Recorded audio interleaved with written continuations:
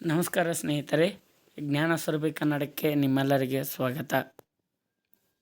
ಇವತ್ತಿನ ತರಗತಿಯಲ್ಲಿ ನಿನ್ನೆ ನಡೆದಂಥ KEA ನಡೆಸಿದಂಥ ವಿವಿಧ ಇಲಾಖೆಗಳ ಪ್ರಶ್ನೆ ಪತ್ರಿಕೆ ಸಾಮಾನ್ಯ ಕನ್ನಡವನ್ನು ವಿಶ್ಲೇಷಣೆಗೆ ಒಳಪಡಿಸೋಣ.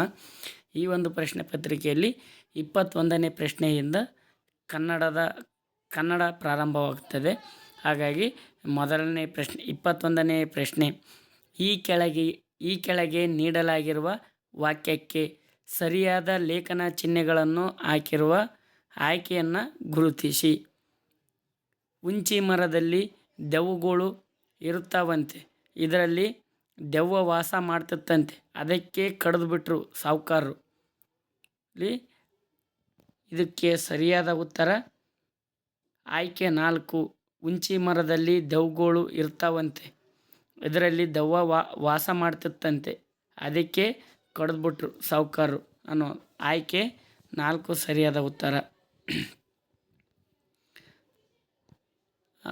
ಪ್ರಶ್ನೆ ಸಂಖ್ಯೆ 22 ಹೊಂದಿಸಿ ಬರೆಯೋರ ಮೇಲೆ ಐತಿ, ಅದು ಲೇಖನ ಚಿಹ್ನೆಗಳ ಮೇಲೆ ಇದೆ. ವಿಷಾದ, ದುಃಖ, ಭಾವನೆಯ ಚಿಹ್ನೆ, ಇದನ್ನು ನಾವು ಭಾವಸೂಚಕ ಚಿಹ್ನೆ ಅಂತೇಳಿ ಕರಿತೀವಿ. ಇದರಲ್ಲಿ 3 ಇದಕ್ಕೆ ಉತ್ತರ ಆಗುತ್ತೆ. ಒಬ್ಬರು ಹೇಳಿದ ಮಾತನ್ನೇ ಯಥಾವತ್ತಾಗಿ ಬರೆಯುವ ಚಿಹ್ನೆಯನ್ನು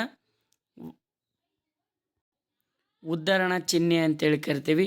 ಪಾರಿಭಾಷಿಕ ಪದಗಳನ್ನು ಬಳಸುವಾಗ ಬರೆಯುವ ಚಿಹ್ನೆ ವಾಕ್ಯವೇಷ್ಟನ ಚಿಹ್ನೆ. ಒಂದು ಪದವನ್ನು ವಾಕ್ಯವನ್ನು ಹೇಳಿ ಅದಕ್ಕೆ ಸಮಾನಾರ್ಥಕ ಪದವಿದ್ದರೆ ಬಳಸುವ ಚಿಹ್ನೆ ಆವರಣ ಚಿಹ್ನೆ. ಇಲ್ಲಿ ಸರಿಯಾದ ಉತ್ತರ ಎಗೆ 3, ಬಿಗೆ 4, ಸಿಗೆ 1, ಡಿಗೆ 2. ಇಲ್ಲಿ ಆಯ್ಕೆ 2 ಸರಿಯಾದ ಉತ್ತರ.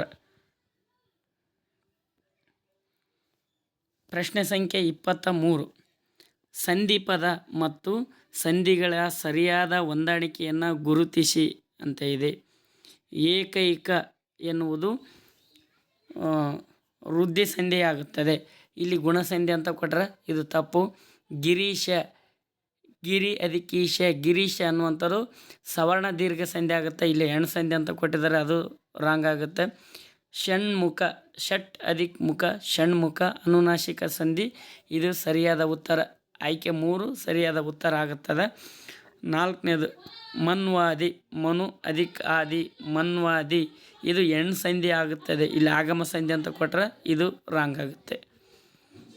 ಪ್ರಶ್ನೆ ಸಂಖ್ಯೆ 24 ಸಂಧಿಗಳ ಮೇಲೆ ಹೊಂದಿಸಿ ಬರೆಯಿರಿ. ಸಂಧಿ ಪದ ಮತ್ತು ಸಂಧಿ ಹೆಸರು ಕೊಟ್ಟಿದ್ದಾರೆ.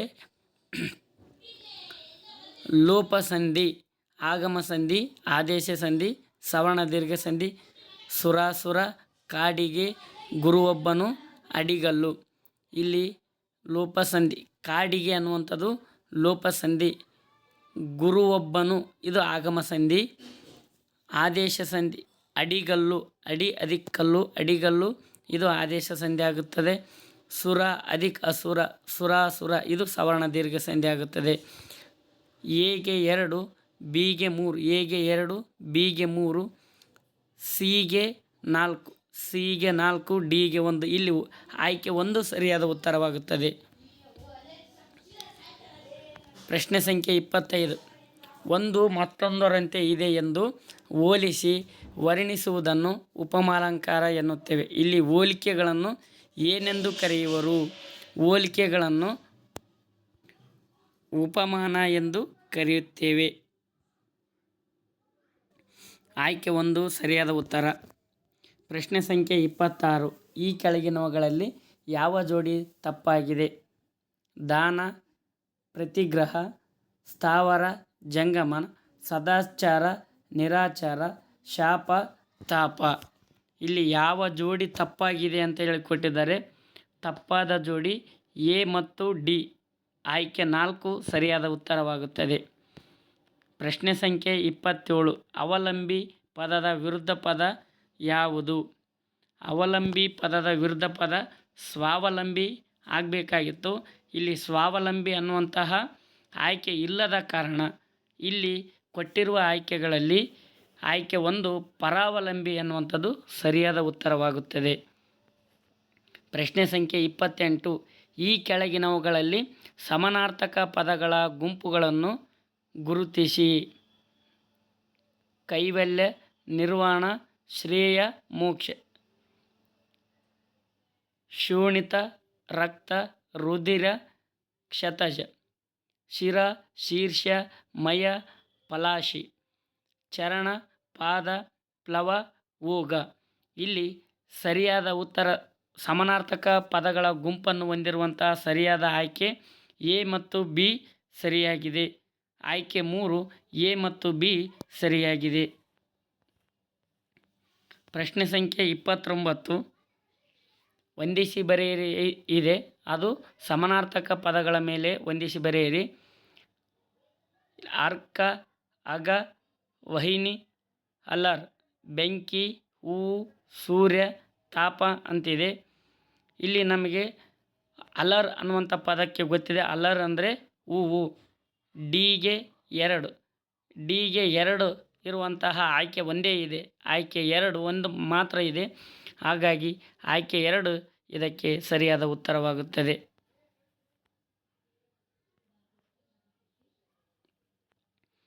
ಪ್ರಶ್ನೆ ಸಂಖ್ಯೆ 30. ಗಾದೆ ಮಾತನ್ನು ಪೂರ್ಣಗೊಳಿಸಿ. ಬಾಯಿ ಇದ್ದವ ಡ್ಯಾಶ್ ಗೆಲ್ಲುತ್ತಾನೆ. ಬರದಲ್ಲೂ, ಪಡಿಪಾಟಲಿನಲ್ಲೂ, ದುಃಖದಲ್ಲೂ, ಬೇಸರದಲ್ಲೂ. ಇದು ಸರಿಯಾದ ಉತ್ತರ ಬಾಯಿ ಇದ್ದವನು ಬರದಲ್ಲೂ ಗೆಲ್ಲುತ್ತಾನೆ. ಆಯ್ಕೆ 1 ಸರಿಯಾದ ಉತ್ತರ. ಪ್ರಶ್ನೆ ಸಂಖ್ಯೆ 31. ಈ ಕೆಳಗಿನವುಗಳಲ್ಲಿ ಸರಿಯಾದ ಹೊಂದಾಣಿಕೆಯಾಗಿರುವ ನುಡಿಗಟ್ಟುಗಳ ಜೋಡಿಯನ್ನು ಗುರುತಿಸಿ. ಎ. ಬಾಲ ಕತ್ತರಿಸು, ಉಗ್ರವಾಗಿ ಕತ್ತರಿಸು. ರೈಲು ಬಿಡು, ಸುಳ್ಳು ಹೇಳು. ಉಭಯ ಸಂಕಟ, ಇಬ್ಬರು ಸಂಕಟ ಪಡುವುದು. ಪ್ರಾಣ ಹಿಂಡು, ಬಹಳ ಪೀಡಿಸು. ಇಲ್ಲಿ ರೈಲು ಬಿಡು ಅಂದರೆ ಸುಳ್ಳು ಹೇಳು ಎಂದರ್ಥ. ಪ್ರಾಣ ಹಿಂಡು ಅಂದ್ರೆ ಬಹಳ ಪೀಡಿಸು ಅಥವಾ ಕಾಟ ಕೊಡು ಅಂಥೇಳಿ ಅರ್ಥ ಕೊಡ್ತದೆ. ಹಾಗಾಗಿ ಬಿ ಮತ್ತು ಡಿ ಸರಿಯಾಗಿವೆ. ಆಯ್ಕೆ 2 ಬಿ ಮತ್ತು ಡಿ ಸರಿಯಾಗಿದೆ. ಪ್ರಶ್ನೆ ಸಂಖ್ಯೆ 32. ಇದು ಸಹಿತ ಹೊಂದಿಸಿ ಬರೆಯಿರಿ ಮೇಲೇನೆ ಇದೆ. ಚಟ್ನಿಯಾಗು, ದಾರಿದೀಪ, ನಾಯಿ ಜನ್ಮ, ನೆತ್ತಿಗೇರು. ಗರ್ವ ತುಂಬು, ಹರಿದು ಹೋಗು, ಮಾರ್ಗದರ್ಶಿ, ಈನಬಾಳು. ಇಲ್ಲಿ ಚಟ್ನಿಯಾಗು ಅಂದರೆ ಹರಿದು ಹೋಗು. ಎಗೆ 2. ದಾರಿದೀಪ ಅಂದರೆ ಮಾರ್ಗದರ್ಶಿ. ಬಿಗೆ 3. ಸಿ. ನಾಯಿ ಜನ್ಮ ಅಂದರೆ ಈನಬಾಳು. ಸಿಗೆ 4. ನೆತ್ತಿಗೇರು ಅಂದ್ರೆ ಗರ್ವ ತುಂಬು. ಡಿಗೆ 1. ಸರಿಯಾದ ಉತ್ತರ 3 ಸರಿಯಾಗುತ್ತದೆ. ಪ್ರಶ್ನೆ ಸಂಖ್ಯೆ 33. ಆಧುನಿಕ ಕನ್ನಡ ಸಾಹಿತ್ಯದಲ್ಲಿ ರಚನೆಯಾದ ಮೊದಲ ಸಣ್ಣ ಕಥೆಯನ್ನು ಗುರುತಿಸಿ. ಮೊದಲ ಸಣ್ಣ ಕಥೆ ಆಧುನಿಕ ಕನ್ನಡ ಸಾಹಿತ್ಯದಲ್ಲಿ ರಚನೆಯಾದ ಮೊದಲ ಸಣ್ಣ ಕಥೆ ನನ್ನ ಚಿಕ್ಕ ತಾಯಿ. ಇದು ಪಂಜೆ ಮಂಗೇಶರಾಯ ಅವರ ಮೊದಲ ಸಣ್ಣ ಕಥೆಯಾಗಿದೆ. ಕಮಲಾಪುರದ ಹೋಟೆಲ್ನಲ್ಲಿ ಇದು ಸಹಿತ ಪಂಜೆ ಮಂಗೇಶರಾಯರ ಸಣ್ಣ ಕಥೆಯಾಗಿದೆ. ಕದ್ದವರು ಯಾರು? ಇದು ಎಂ.ಎನ್. ಕಾಮತ್ ಅವರ ಸಣ್ಣ ಕಥೆಯಾಗಿದೆ. ಮಲ್ಲೇಶಿಯ ನಲ್ಲೆಯರು. ಇದು ಕೇರೂರು ವಾಸುದೇವ ಅವರ ಸಣ್ಣ ಕಥೆಯಾಗಿದೆ. ಇಲ್ಲಿ 33ನೇ ಪ್ರಶ್ನೆಗೆ ಸರಿಯಾದ ಉತ್ತರ ಆಯ್ಕೆ 1 ನನ್ನ ಚಿಕ್ಕ ತಾಯಿ. ಪ್ರಶ್ನೆ ಸಂಖ್ಯೆ 34. ಬದ್ಧವಣಂ ಬಾಜಿಸುದು. ಈ ವಾಕ್ಯದಲ್ಲಿರುವ ದ್ವಿರುಕ್ತಿ ಅಂತ ಕೇಳಿದರೆ ಇಲ್ಲಿ ದ್ವಿರುಕ್ತಿ ಆಯ್ಕೆ 3 ವಿಧಿ ಎನ್ನುವಂಥದ್ದು ಸರಿಯಾಗುತ್ತದೆ. ಪ್ರಶ್ನೆ ಸಂಖ್ಯೆ 35. ಈ ಕೆಳಗಿನವುಗಳನ್ನು ಹೊಂದಿಸಿ ಬರೆಯಿರಿ. ನಾಮವಾಚಕ, ಗುಣವಾಚಕ, ಸಂಖ್ಯಾವಾಚಕ, ಸರ್ವನಾಮ. ಒಳ್ಳೆಯವರು, ಕೋಟಿ, ಸೀತೆ, ಅವನು. ನಾಮವಾಚಕ ಸೀತೆ ಎಗೆ 3. ಗುಣವಾಚಕ ಒಳ್ಳೆಯವರು ಬಿಗೆ 1. ಸಂಖ್ಯಾವಾಚಕ ಕೋಟಿ ಸಿಗೆ 2. ಸರ್ವನಾಮ ಅವನು ಡಿಗೆ 4. ಆಯ್ಕೆ 1 ಸರಿಯಾದ ಉತ್ತರ. ಪ್ರಶ್ನೆ ಸಂಖ್ಯೆ 36. ನಮ್ಮ ಮನೆಯಲ್ಲಿ ದೊಡ್ಡ ನಾಯಿ ಇದೆ. ಈ ವಾಕ್ಯದಲ್ಲಿರುವ ಗುಣವಾಚಕವನ್ನು ಗುರುತಿಸಿ. ಇಲ್ಲಿ ದೊಡ್ಡ ಅನ್ನುವಂಥದ್ದು ಸರಿಯಾದ ಉತ್ತರ. ಹಾಗಾಗಿ ಆಯ್ಕೆ 3 ಸರಿಯಾದ ಉತ್ತರ. ಪ್ರಶ್ನೆ ಸಂಖ್ಯೆ 37. ಕೆಳಗಿನ ವಾಕ್ಯದಲ್ಲಿ ಅಡಿಗೆರೆ ಎಳೆದ ಪದದ ಸರಿಯಾದ ಶಬ್ದರೂಪವನ್ನು ಗುರುತಿಸಿ. ಭೂಮಿಯ ಗುರುತ್ವಾಕರ್ಷಣ ಶಕ್ತಿಯಿಂದ ಸೃಷ್ಟಿಯ ಪ್ರಕ್ರಿಯೆ ನಡೆಯುತ್ತಾ ಬಂದಿದೆ. ಇಲ್ಲಿ ಗುರುತ್ವಾಕರ್ಷಣ ಅನ್ನುವಂಥದ್ದು ಆಯ್ಕೆ 3ರಲ್ಲಿರ್ತಕ್ಕಂಥ ಗುರುತ್ವಾಕರ್ಷಣ ಸರಿಯಾಗಿದೆ. ಹಾಗಾಗಿ ಆಯ್ಕೆ 3 ಸರಿಯಾದ ಉತ್ತರ. ಪ್ರಶ್ನೆ ಸಂಖ್ಯೆ 38. ಕೆಳಗಿನ ವಾಕ್ಯಗಳಲ್ಲಿ ಅಡಿಗೆರೆ ಎಳೆದ ಪದದ ಸರಿಯಾದ ಶಬ್ದರೂಪವನ್ನು ಗುರುತಿಸಿ. ನಾಳೆ ಖಗ್ರಾಸ ಸೂರ್ಯಗ್ರಹಣವಿದೆ. ಇಲ್ಲಿ ಆಯ್ಕೆ 3ರಲ್ಲಿರುವ ಖಗ್ರಾಸ ಸರಿಯಾದ ಉತ್ತರವಾಗುತ್ತದೆ. ಆದ್ದರಿಂದ ಆಯ್ಕೆ 3 ಸರಿಯಾದ ಉತ್ತರ. ಪ್ರಶ್ನೆ ಸಂಖ್ಯೆ 39. ಕೆಳಗಿನ ಯಾವ ಸಂಧಿ ಪದವನ್ನು ತಪ್ಪಾದ ಕ್ರಮದಲ್ಲಿ ಬಿಡಿಸಿ ಬರೆಯಲಾಗಿದೆ. ಷಟ್ ಅಧಿಕ್ ಆನನ ಷಡಾನನ ಸರಿಯಾಗಿದೆ. ಪಿತ್ರಾರ್ಜಿತ ಪಿತೃ ಅಧಿಕ್ ಅರ್ಜಿತ ಇದು ಸರಿಯಾಗಿದೆ. ಮನ್ವಂತರ ಮನು ಅಧಿಕ್ ಅಂತರ.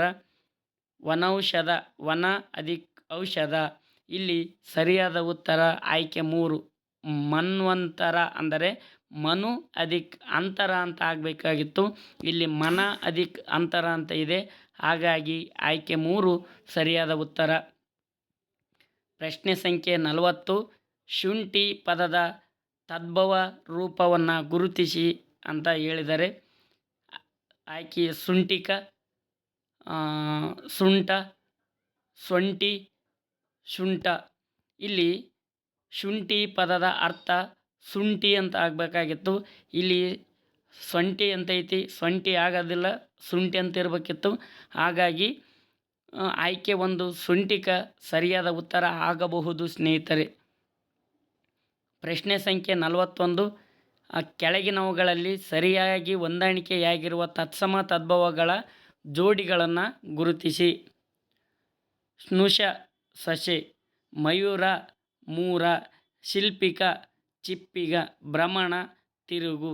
ಇಲ್ಲಿ ಸರಿಯಾಗಿ ಹೊಂದಾಣಿಕೆಯಾಗಿರುವ ಜೋಡಿ ಎಂದರೆ ಎ ಮತ್ತು ಸಿ. ಆದ್ದರಿಂದ ಸರಿಯಾದ ಉತ್ತರ ಎ ಮತ್ತು ಸಿ. ಆಯ್ಕೆ 3 ಎ ಮತ್ತು ಸಿ ಸರಿಯಾಗಿ ಹೊಂದಾಣಿಕೆಯಾಗಿರುವ ಸರಿಯಾದ ಉತ್ತರ ಆಯ್ಕೆ 3 ಎ ಮತ್ತು ಸಿ ಸರಿಯಾಗುತ್ತದೆ. ಪ್ರಶ್ನೆ ಸಂಖ್ಯೆ 42. ಕೆಳಗೆ ನೀಡಿರುವ ವಿರುದ್ಧ ಪದದಲ್ಲಿ ತಪ್ಪಾಗಿರುವ ಜೋಡಿಗಳನ್ನು ಗುರುತಿಸಿ.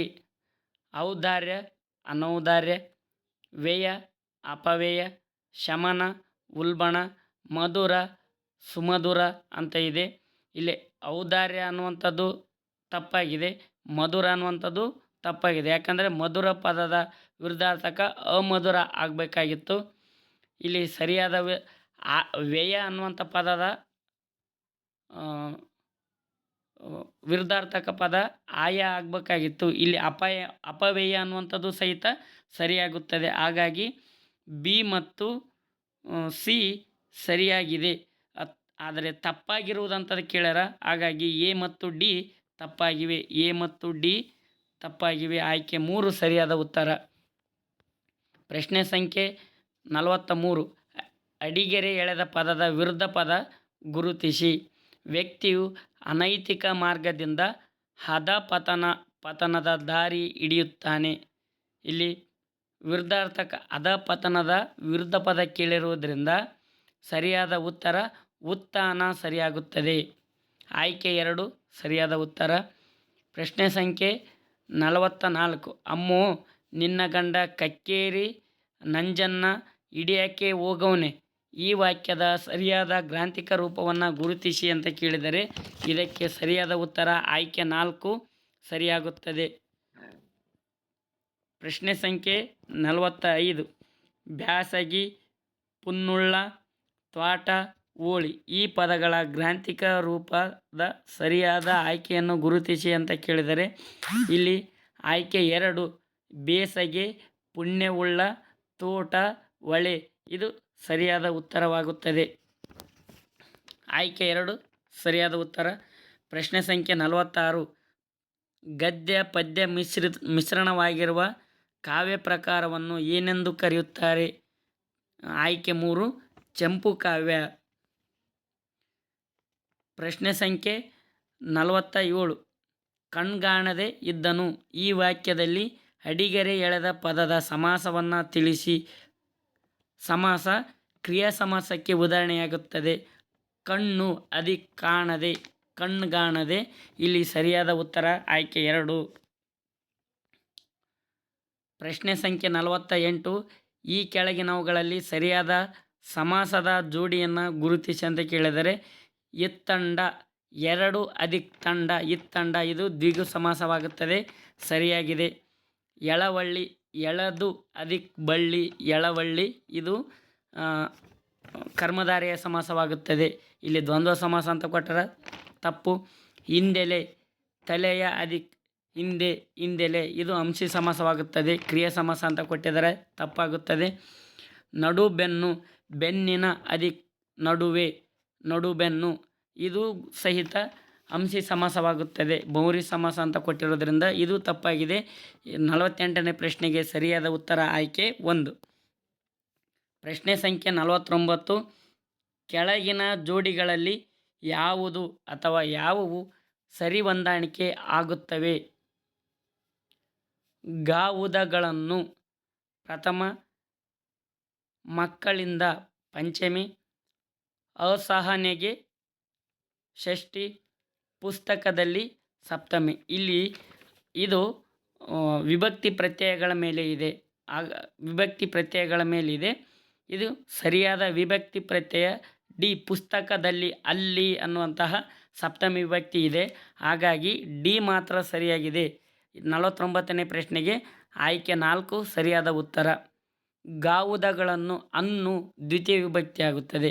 ಮಕ್ಕಳಿಂದ, ಮಕ್ಕಳಿಂದ ಮಕ್ಕಳು ಅನ್ನುವಂಥದ್ದು ಇಲ್ಲಿ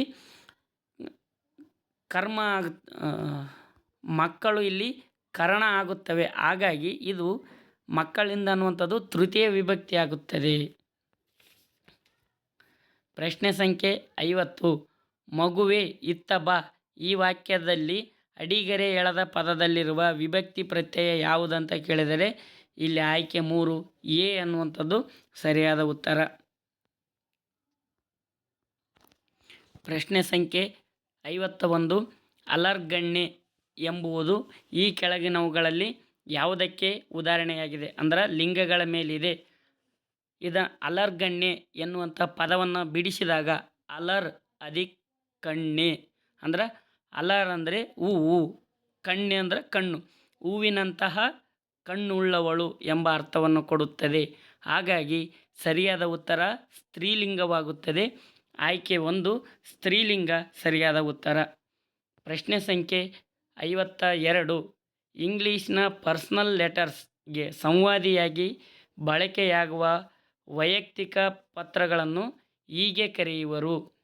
ಇಂಗ್ಲೀಷ್ನಲ್ಲಿ ಕರೆಯುವಂಥ ಪರ್ಸನಲ್ ಲೆಟರ್ಗೆ ಕನ್ನಡದಲ್ಲಿ ಖಾಸಗಿ ಪತ್ರ ಅಂತೇಳಿ ಕರಿತೀವಿ ಅಥವಾ ಅನೌಪಚಾರಿಕ ಪತ್ರ ಅಂತೇಳಿ ಕರಿತೀವಿ.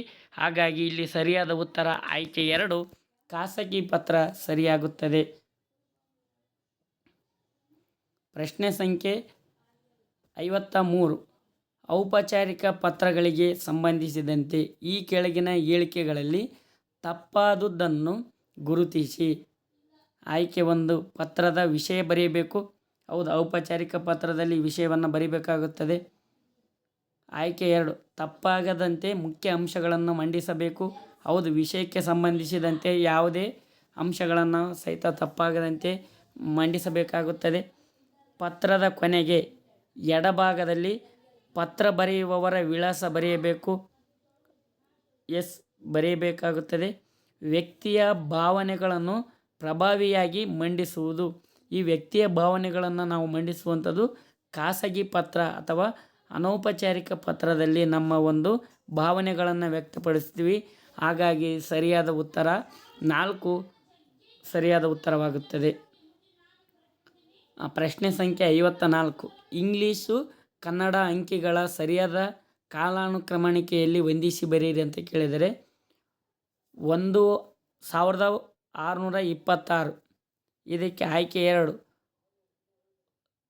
ಎಗೆ 2, ಬಿಗೆ 4, ಸಿಗೆ 3, ಡಿಗೆ 1. ಇಲ್ಲಿ ಸರಿಯಾದ ಉತ್ತರ ಆಯ್ಕೆ 2 ಸರಿಯಾಗುತ್ತದೆ.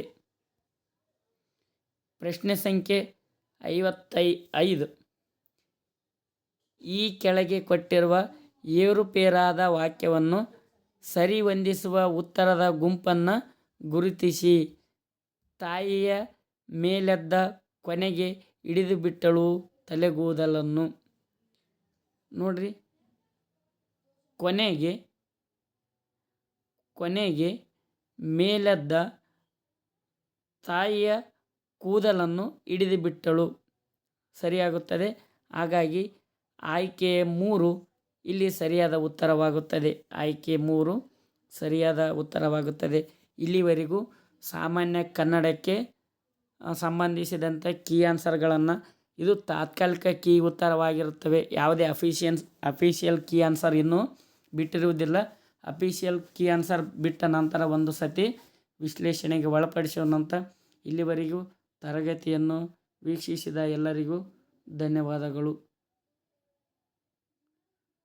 ಮುಂದಿನ ತರಗತಿಯಲ್ಲಿ ನಾವು 30 ಕಂಪ್ಯೂಟರ್ ಪ್ರಶ್ನೆಗಳನ್ನು ವಿಶ್ಲೇಷಣೆಗೆ ಒಳಪಡಿಸೋಣ.